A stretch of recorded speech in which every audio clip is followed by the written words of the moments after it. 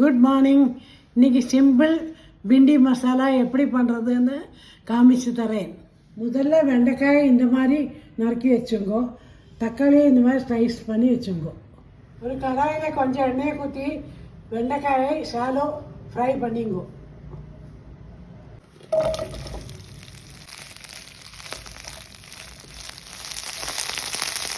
ரெண்டு நிமிஷம் நறுக்கிற பின்னால் மூடி வைங்கோ.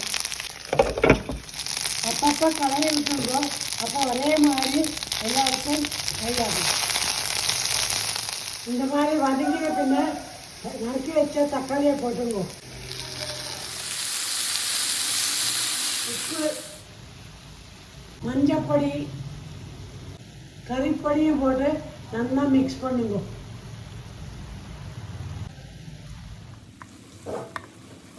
இந்த மாதிரி நல்லா வதங்கின பின்ன அடுப்பை அணைச்சுடுங்க. குவிக் அண்ட் எம்மி வெண்டி மசாலா ரெடி. இது சப்பாத்தியோட சூப்பராக இருக்கும். நீங்களும் ட்ரை பண்ணி எப்படிக்கு சொல்லுங்க. பாய்.